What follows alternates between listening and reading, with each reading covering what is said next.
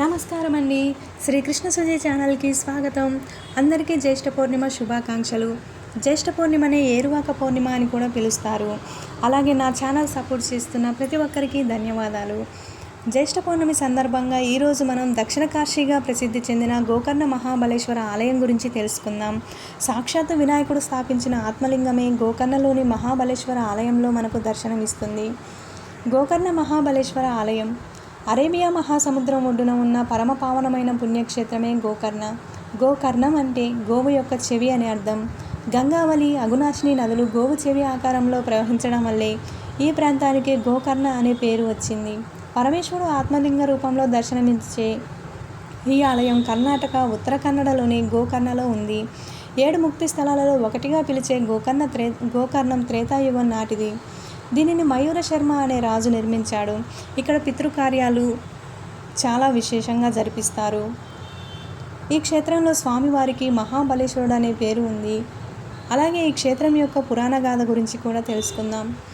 రావణాసుడిలాగానే అతని తల్లి కైకసి కూడా అపర శివభక్తురాలు. తన కుమారుడు శ్రేయస్సు కోరి రోజు పరమేశ్వరుని పూజించేది.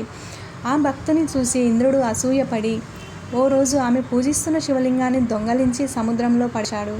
శివలింగం లేక తన పూజకు ఆటంకం కలగడంతో రావణాసురుడు తల్లి నిరాహార దీక్షను చేసింది. అది గమనించిన రావణుడు కోసం శివలింగం తెచ్చేందుకు కైలాసానికి వెళ్తాడు. శివుడు అనుగ్రహిస్తూనే ఆత్మలింగాన్ని ఇచ్చి దాన్ని కింద పెడితే కనుక ఉండిపోతానన్న షరతు పెడతాడు. దాంతో రావణుడు ఆ లింగాన్ని చేత పట్టుకొని లంకకు బయలుదేరతాడు.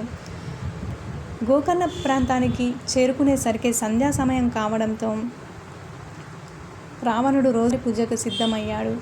అప్పుడు ఆ లింగాన్ని ఎక్కడ పెట్టాలో తెలియక ఆలోచిస్తుంటే వినాయకుడు బాలుడు వేషంలో కనిపిస్తాడు. రావణుడు మారువేషంలో ఉన్న వినాయకుడిని పిలిచి శివలింగాన్ని పట్టుకోమని అడిగాడు. వీరు దానికి ఒప్పుకుంటూనే అది బరువుగా ఉంది, తాను ఎక్కువసేపు ఆ లింగాన్ని పట్టుకోలేనని చెప్తాడు. రావణుడు అందుకు అంగీకరించి రోజువారీ పూజకు వెళ్తాడు. పూజ కాస్త ఆలస్యం కావడంతో వినాయకుడు ఆ లింగాన్ని నేలపై పెడతాడు. ఆ తర్వాత రావణుడు వచ్చి చూసి లింగాన్ని పైకి తీసే ప్రయత్నం చేసినా రాకపోవడంతో మహాబలేశ్వరుడు అనే పేరు పెట్టి అక్కడే వదిలేసి వెళ్తాడు. లంకకు బయలుదేరతాడు రావణాసురుడు.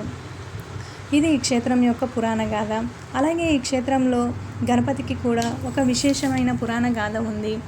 ఈ క్షేత్రంలో గణపతిని దర్శించుకొని ఆ తర్వాత ఆత్మలింగం దర్శనానికి వెళ్తారు భక్తులు. ఆత్మలింగాన్ని నేలపై పెట్టాడనే కోపంతో రావణాసురుడు గణపతి తలపైన మొట్టికాయ వేశాడు. దానికి గుర్తుగా మహాగణపతి విగ్రహం తలపైన ఇప్పటికీ సొట్ట కనిపిస్తుంది. పరమేశ్వరుడుతో పాటు అమ్మవారు తామ్రగౌరిగా పూజలు అందుకోవడం ఇక్కడ మరో విశేషం. ఇక్కడ 40 ఏళ్లకోసారి అష్టబంధన పేరుతో పరమేశ్వరుడికి ప్రత్యేకంగా కుంభాభిషేకం చేస్తారు. ఇక్కడ పితృకార్యాలు కూడా చాలా విశేషం. థ్యాంక్ యూ అండి.